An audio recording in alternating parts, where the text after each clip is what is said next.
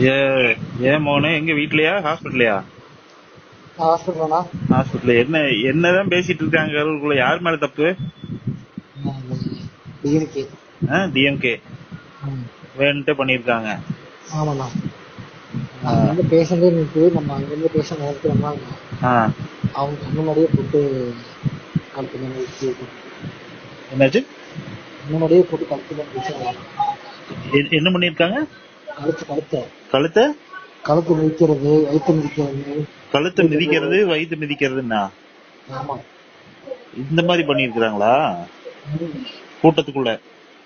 ஆமா, கரண்ட் ஆஃப்ல current off பண்ணிட்டு. ஆமா, அடப்பாவி பக்கம் இப்படியும் பண்ணுவானுங்களாடா, பாவம் இல்ல. இப்ப அதுக்காக சொல்லி வச்ச மாதிரி கரெக்டா 7 மணிக்கு நடக்குது.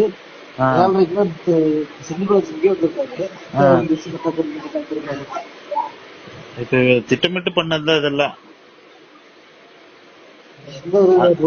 அதுக்குன்னு இப்படி உயிரை கொள்ற அளவுக்கு போவாங்களாடா? ஓட்டுக்காக பண்றதுதான் எல்லா கட்சிக்காரங்களும் பண்றதுதான். அதுக்குன்னு விஜய் வந்து சென்னை போயிட்டு அது இப்போ கூட்டத்துக்குள்ள நடந்ததுன்னா இப்ப விஜய்க்கே பயமா இருக்கும்போல, திருப்பி வந்து ஏதாவது பண்ணிடுவாங்க, ஏதாவது கூட்டம் நம்மள மீறி அசம்பாவிதம் நடந்துரும் அப்படின்னு பயந்துட்டு உடனே வர முடியாது. இதை யூஸ் பண்ணிட்டு இவங்க பண்ணிக்கிறாங்களா? ரொம்ப கொடுமைடே. இந்த மாதிரி எல்லாம் 40 பேர் 39 பேர் இல்ல குழந்தைங்க. எத்தனை குழந்தைங்க? 41 பேருனா 41 பேரு, 7 குழந்தைங்க. உங்க ஹாஸ்பிட்டல்ல எத்தனை பேரு? 6 பேர்.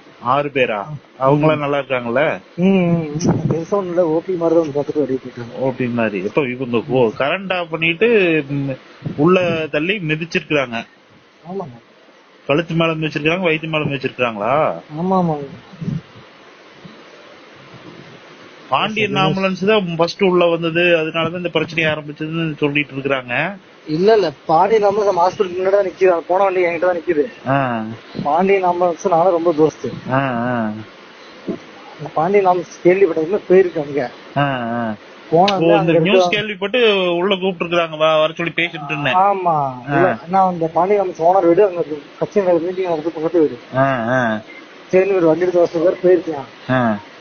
ஒரு ஓட்டுறேன் வண்டி. ஆனா போனா அங்க இருக்கவங்க வந்து கட்சிக்கொடி விட்டுட்டு இருக்காங்க வண்டியில கட்சிக்கொடி விட்டுட்டு இருக்காங்க. ஆமா, வண்டியில கட்சிக்கொடி விட்டுட்டு வண்டி எடுத்து அப்படி விட்டுட்டு போனீங்க அப்படின்னு விட்டுட்டு இருக்காங்க. சரி எடுத்துட்டு போயிட்டேன். அவசரம் என்ன பண்றது போயிட்டான்.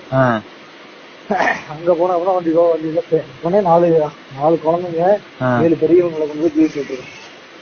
4 குழந்தைங்க 7 பெரியவங்க. ஆமா, எல்லாம் கரண்ட் ஆஃப் பண்ணி மிதிச்சு கொண்டிருக்காங்க அங்கேயே. ஆமாண்ணே. என்ன பேச சொல்றாங்க, பள்ளி விட்டாலும் தூக்க பாப்பாங்க. தூக்குல யாரும் வயிற்றுல மிதிக்கிறாங்க, போட்டு கைகால மிதிக்கிறாங்க. இப்ப ஒருத்தர் 2 பேர் மிச்சா கூட தெரிஞ்சு கொடுத்துட்டு ஓடுறவங்கன்னு சொல்லலாம். ரவுண்டு கட்டி மிதிக்கிறாங்க. வேணுன்ட்டே ஒருத்தருக்கு அந்த கூட்டத்துக்குள்ள ஓடி மிதிக்கிறது வேற, வேணுன்ட்டே கொலை பண்ற நோக்கத்துல மிதிக்கிறது வேற இல்ல. பார்க்கும் போதே தெரியும்ல. அதான் பாவம்டா டே. யாரோட இடம்? செந்தில் பாலாஜி தான். செந்தில் பாலாஜி அவனோட அதிகாரத்தை காமிக்கிறதுக்கு இப்படி எல்லாமா பண்றது? எதுக்கு என்ன பண்ணுவீங்க தெரியல.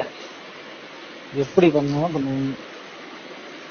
கொடுமைடா டே இது. ஆனா இந்த பாவமெல்லாம் சும்மா விடாது. பச்சை குழந்தைங்க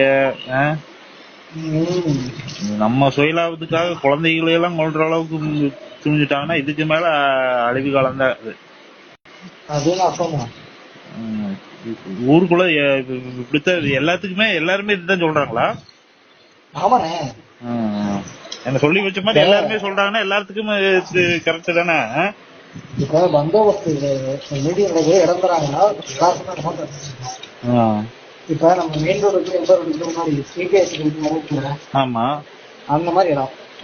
அதுல எப்படி பத்து இடம் இருக்கும்? அங்கே இடத்த கூட்டம் வேணுன்ட்டே கூட்ட நெரிசலை ஏற்படுத்தி அதை யூஸ் பண்ணி இவங்க எல்லாம் பண்ணிட்டாங்க. எல்லாம்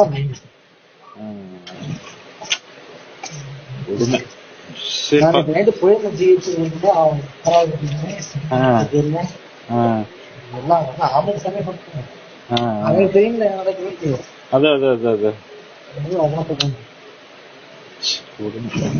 சரி பாத்துக்க, ஏதாவது கூப்பிடுங்க. சரிங்க. ஓகே.